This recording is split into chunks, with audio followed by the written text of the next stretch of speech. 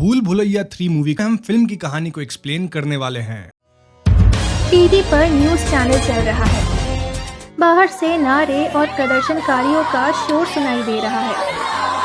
कई दिनों से शहर में सरकार के खिलाफ प्रदर्शन किया जा रहा है। लगभग शहर का हर हिस्सा प्रदर्शन से प्रभावित है और इस बीच रोहित बड़े ही खुश मिजाजी में कहीं जाने के लिए तैयार हो रहा है। आईने के सामने खड़ा अपने बालों को संवारता हुआ गुनगुना रहा है और बीच बीच में खुद को देखकर मुस्कुरा रहा है। तभी उसके फोन पर नोटिफिकेशन आता है। वो अपने फोन की तरफ बढ़ता है और मैसेज खोलकर देखता है। मैसेज देखने के बाद उसके चेहरे पर जो मुस्कुराहट थी वो अब और भी निखर गई है। मैसेज खुशबू का था। मैं आधे घंटे में निकल रही हूँ। खुशबू वो लड़की है रोहित जिससे कॉलेज के दिनों से प्यार करता है। यह तब की बात है जब रोहित का कॉलेज में अभी अभी दाखिला हुआ था। रोहित ने अभी कॉलेज में कदम रखा ही था कि उसकी नजर कॉलेज की सबसे खूबसूरत लड़की से टकराती है। सादगी और खूबसूरती ऐसी कि जिसे देखकर कोई भी लड़का आहें भरने लगे। ढाका तो क्या, अगर पूरे बांग्लादेश में भी कोई दिया लेकर निकले तो भी ऐसी खूबसूरती ना मिले। कमर तक लंबे बाल, होठ इतने सुर्ख कि गुलाब भी फीका लगे, आंखें इतनी गहरी कि समंदर समा जाए और बदन की बनावट ऐसी कि जैसे किसी कलाकार के जीवन की सबसे बेहतरीन रचना हो। रोहित उसकी खूबसूरती में इस कदर डूब गया था कि उसने अपने ख्यालों में अपनी सारी जिंदगी उसके साथ देख ली थी। वो अपने ख्यालों में गुम ही था कि उसके कानों में कोयल से भी सुरीली रस घोलती हुई एक आवाज आती है, सुनिए। रोहित होश में आता है तो देखता है कि उसके सामने वही लड़की खड़ी है। उसे अपने नजदीक देखकर रोहित का खुद पर से संयम खोता है और वो थोड़ा लड़खड़ा जाता है। जी, मेरा नाम खुशबू है। मेरा यहाँ अभी अभी एडमिशन हुआ है और मुझे पता नहीं है कि प्रिंसिपल ऑफिस किस तरफ है। आज मेरा पहला दिन है और मुझे कुछ डॉक्यूमेंट्स जमा करना है। आप बता सकते हैं कि ये किस तरफ है? रोहित अभी भी अंदर ही अंदर खुद को संभालने में लगा है और खुशबू ने उससे क्या कहा उसे कुछ भी ध्यान नहीं। वो लड़खड़ाते जबान से पूछता है, जी वो प्रिंसिपल ऑफिस। रोहित अभी भी मदहोशी में है और उसे कुछ भी याद नहीं आ रहा है। दिमाग पर जोर लगाकर कहता है, जी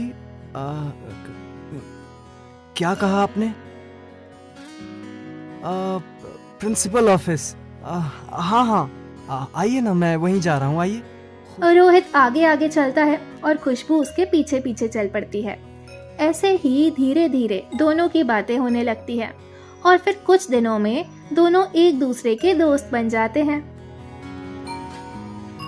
कॉलेज का 1 साल गुजर चुका था, लेकिन रोहित इतनी हिम्मत नहीं जुटा पा रहा था कि वो अपने प्यार का इजहार खुशबू से कर सके। हालांकि रोहित के दिल की बात पूरे कॉलेज को पता थी। अब तो खुशबू भी जानती थी कि रोहित उसे पसंद करता है। कुछ हद तक अब खुशबू भी रोहित को दोस्त से बढ़कर मानने लगी थी। उसके दिल में भी रोहित को लेकर कुछ अनजाने से अरमान जाग रहे थे। खुशबू का दिल अब रोहित के बिना लगता नहीं था। कॉलेज में सारा दिन साथ गुजारते और जिस दिन कॉलेज नहीं होता तो खुशबू रोहित को किसी न किसी बहाने से मिलने बुला लेती। धीरे धीरे खुशबू को समझ आने लगा कि उसे भी रोहित से प्यार हो गया है। खुशबू को यकीन था कि रोहित भी उससे प्यार करता है, लेकिन वो शायद कभी बता ना पाए। इसलिए खुशबू फैसला करती है कि कल जब वह रोहित से कॉलेज में मिलेगी तो रोहित से अपने प्यार का इजहार करेगी। खुशबू अपना फोन उठाती है और रोहित को मैसेज करती है, रोहित, मुझे कल तुमसे कुछ बात करनी है। कुछ है जो तुम्हें बताना है और कुछ है जो तुमसे जानना है। उधर रोहित ये मैसेज पढ़कर घबराया हुआ था कि कहीं खुशबू को उसके दिल का राज पता तो नहीं चल गया। और वो इस बात से गुस्सा तो नहीं है। कई बार रोहित के मन में ये भी ख्याल आता है कि खुशबू को मैं पसंद तो नहीं, क्योंकि अगर ऐसा नहीं होता तो वो कॉल करके उसे बुरा भला कहती, या कोई और बात तो नहीं। यही जद्दोजहद पूरी रात उसके मन में चलती रही। सुबह तक रोहित की आंखों में नींद की एक झलक तक नहीं थी। रोहित अपनी कश्मकश में उलझा हुआ कॉलेज पहुंच जाता है और खुशबू के आने का इंतजार करने लगता है।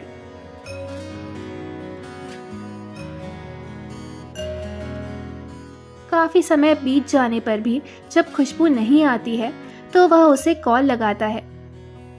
खुशबू का नंबर बंद था। रोहित औरों से पता लगाने की कोशिश करता है, लेकिन किसी को कुछ भी मालूम नहीं होता।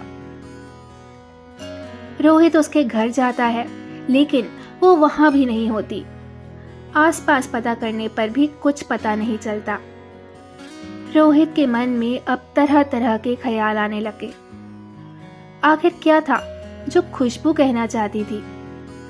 क्या उसे मुझसे वही बात करनी थी जो मैं सोच रहा था, या वो कुछ और कहना चाहती थी? और अब वह कहाँ है? वो किसी मुसीबत में तो नहीं है? ये सब सवाल रोहित के दिमाग में घूमे जा रहे थे। बहुत कोशिशों के बाद भी खुशबू का कुछ ही पता नहीं लग पा रहा था।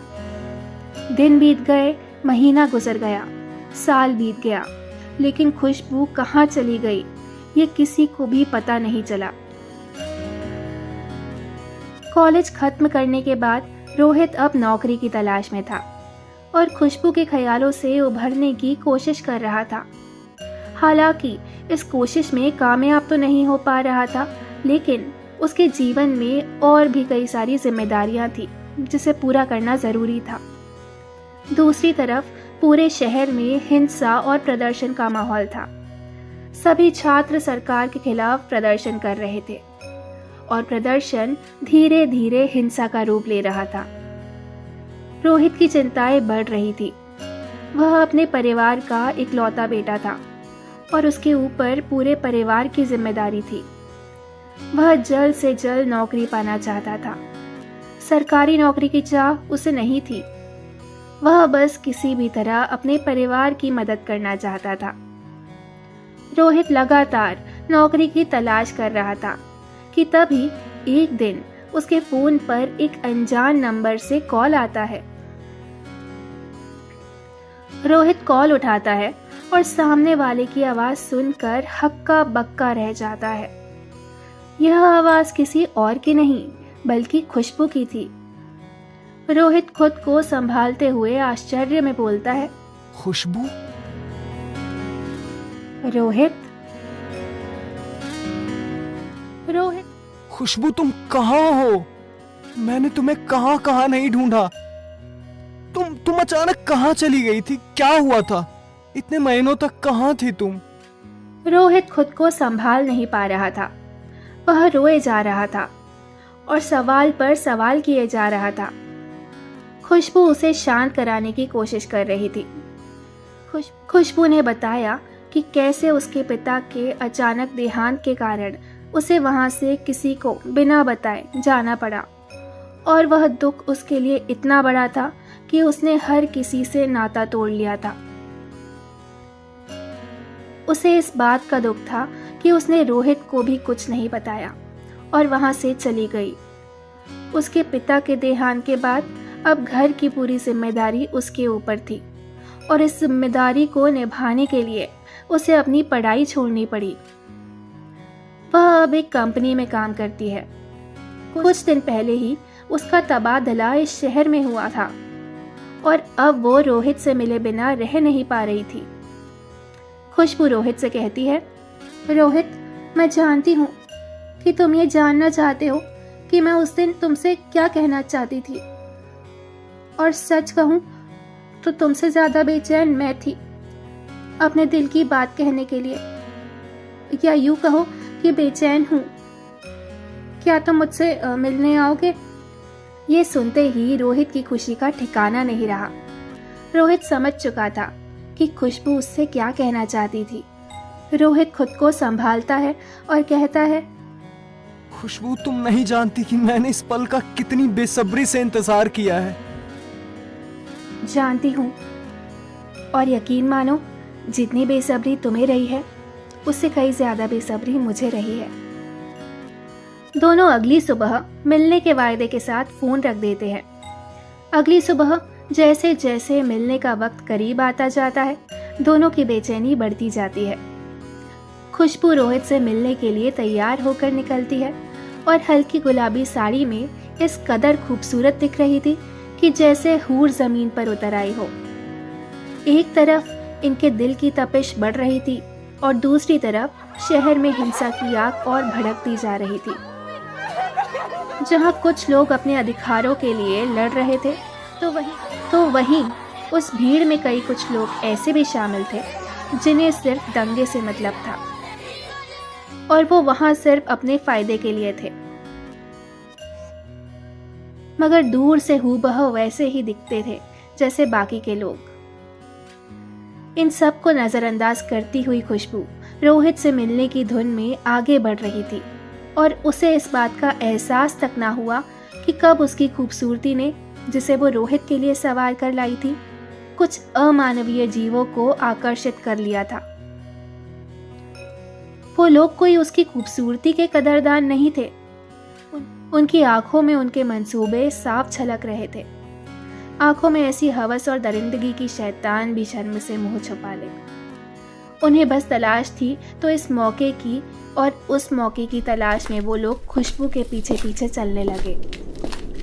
खुशबू इस बात से अनजान थी कि कोई उसका पीछा कर रहा है। कुछ दूर आगे जाकर आखिरकार उन दरिंदों को मौका मिल गया।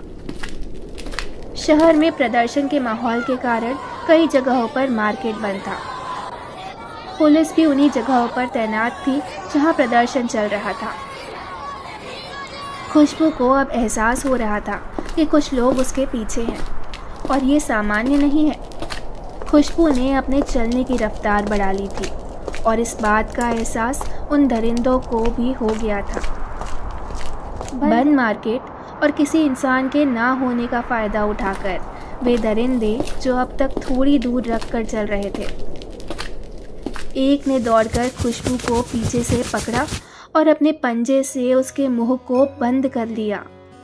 और जिस तरह तालाब में किसी खाने के टुकड़े के फेंके जाने पर मछलियाँ कुछ पल में ही उस टुकड़े को लेकर गायब हो जाती हैं, उसी तरह वो दरिंदे भी खुशबू को घसीटकर एक टूटी दुकान के अंदर लेकर चले गए।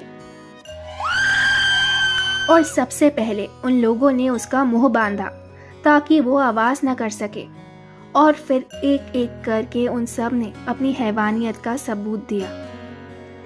खुशबू रोती रही, चीखती रही, गिड़गिड़ाती रही, मगर उन हैवानों की आंखें अंधी हो चुकी थी, उनके कान बहरे हो चुके थे। उन्हें ना उसका गिड़गिड़ाना दिख रहा था और ना ही उसकी चीखें सुनाई दे रही थी। बाहर आज़ादी के नारे लग रहे थे, अन्याय के खिलाफ आवाज़ें उठाई जा रही थी, और खुशबू धीरे धीरे न्याय और इस पल से आज़ादी की आस छोड़ रही थी। और फिर कुछ देर के बाद जब इन दरिंदों को लगा कि शायद उनकी दरिंदगी में कोई कमी रह रही है, शायद वो दरिंदगी की मिसाल कायम नहीं कर पा रहे हैं, तो उन्होंने बड़ी ही बेरहमी से खुशबू की जान ले ली।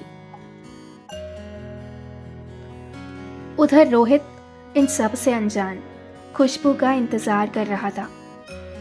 जब इंतजार की घड़ी लंबी होने लगी और खुशबू ने कॉल का जवाब नहीं दिया, तो उसने उसके भेजे हुए लोकेशन को चेक किया। बहुत देर तक लोकेशन को एक ही जगह अटका पाकर रोहित ने फैसला किया कि अब वो उस लोकेशन को फॉलो करके खुशबू तक पहुंच जाए, क्योंकि रोहित को भी डर लग रहा था। ये सब वो अपने मन ही मन सोच रहा था और लोकेशन देखते हुए आगे बढ़ रहा था। जब वह लोकेशन पर पहुंचा तो उस दुकान के पास का लोकेशन पाकर वो और डर गया। उसके मन की उथल पुथल अब और भी बढ़ चुकी थी, जैसे उसे किसी आशंका का भय हो गया था। और जब उसने अपने मन से लड़ते हुए कि खुशबू आखिर इस टूटी दुकान के अंदर थोड़ी ही होगी, उस दुकान में झांक कर देखा, तो उसके पैरों तले जमीन हट गई। उसके सामने बिना कपड़ों के खून से लथपथ खुशबू की लाश पड़ी थी। उसने चीखते हुए पुकारा, No! और जाकर उसे जगाने की कोशिश करने लगा। कुछ देर में रोहित को एहसास हो गया कि उसकी कोशिश बेकार है। खुशबू अब उस नींद में है जिससे उसे जगाया नहीं जा सकता। रोहित रोता, चीखता और खुद को कोसता रहा, और अब उसके पास खुद को कोसने के अलावा कुछ भी नहीं बचा था। कुछ देर में रोहित के चीखने की आवाज सुनकर कुछ लोग वहां आ गए और धीरे धीरे वहां भीड़ जमा हो गई। आजादी और न्याय के नारे अब सुनाई नहीं दे रहे थे। शोर अभी भी था, मगर उस शोर में चुप्पी सुनाई दे रही थी, नाकामी सुनाई दे रही थी।